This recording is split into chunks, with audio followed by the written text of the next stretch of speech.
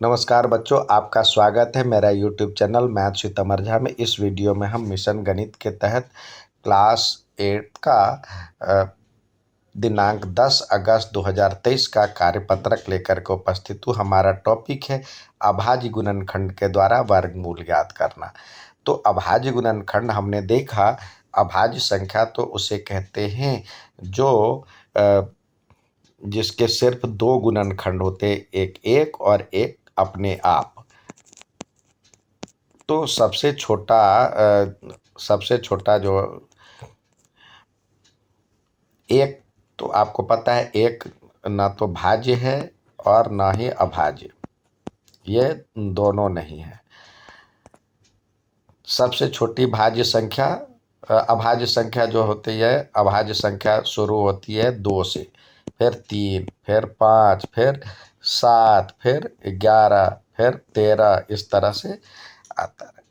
इसके सिर्फ दो गुणनखंड होने चाहिए।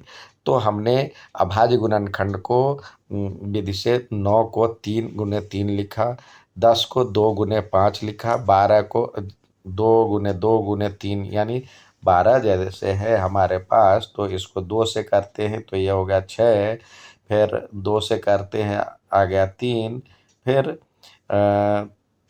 3 भी एक भाज्य संख्या है, अभाज्य संख्या। तो 2 गुने 3 आ गया, तो ये लिख सकते हैं 25 को 5 गुने 5। इसी तरह यदि 9 को का अभाज्य गुणनखंड 81, 9 का वर्ग 81 होता है, तो 81 का अभाज्य गुणनखंड करेंगे तो देखिए जोड़े में आएगा।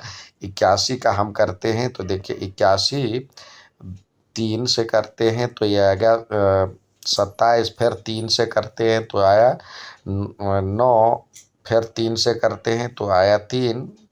तो इस तरह से सबको हम 81 को हम 3 गुने 3 गुने 3 गुने 3 लिख सकते हैं। 100 को 2 गुने 2, फिर 5 गुने 5, 144 को 2 गुने 2 गुने 2 गुने 2 गुने 3 गुने 3। यानी ये जो है, जो एक बार है तो उसको 2 बार यहाँ पे करना होता है, फिर 2 है फिर 2 बार, 3 है तो ये भी 2 बार, 5 एक बार है तो यहाँ पे इसका स्क्वायर में 2 बार होगा।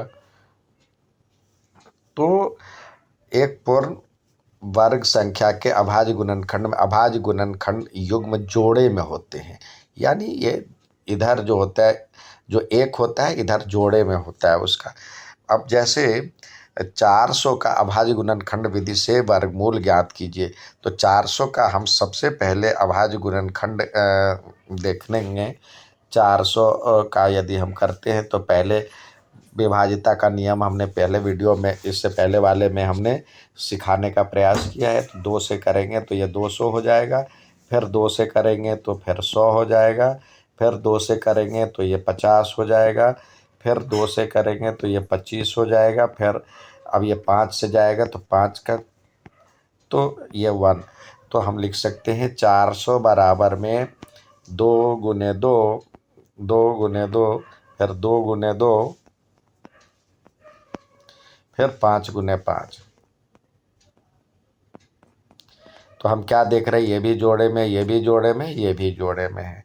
तो इसका जो वर्गमूल होगा, वर्गमूल निकालना है। ये 2 एक बार आएगा, इसमें से 2 एक बार आएगा, और ये 5 एक बार आया, यानी 5 चौके 20 आ गया। तो आपसे कह रहा है 400 का वर्गमूल ज्ञात कीजिए। तो देखिए ये इसको 400 को ऐसे लिख सकते, तो वर्गमूल के लिए अंडर रूट लगाते हैं। तो अंडर रूट में 2 में से 1 लेंगे तो 2, फिर इधर से 2। तो इस तरह से ये इसका वर्गमूल ज्ञात किया।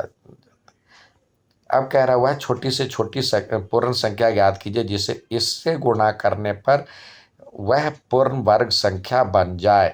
तो पहले इसका जो है अभाज्य गुणनखंड निकालते हैं। 1008 है, 10,008 है, सॉरी 1008 है। 2 से लगाएंगे तो यह हो गया 500, और 5, देखिए 5 2 जा 10 होता है, और फिर 0 का 0, फिर 4, फिर 2 से जाएगा तो 2 और 5 और 2, फिर 2 से जाएगा तो 1 और 2 और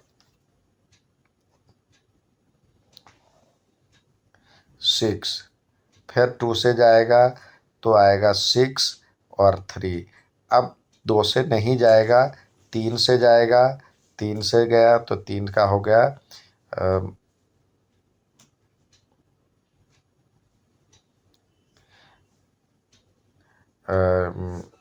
2 और 1, फिर 3 से जाएगा तो 7, फिर 7 एक अभाज्य संख्या है तो इसको लिख सकते हैं। कह रहा है 1008 बराबर में 2 गुने 2 गुने 2, 3 बार 4 बार 2 है, और फिर 3 3 एक बार 2 बार 3 है, अब 7 एक ही बार है।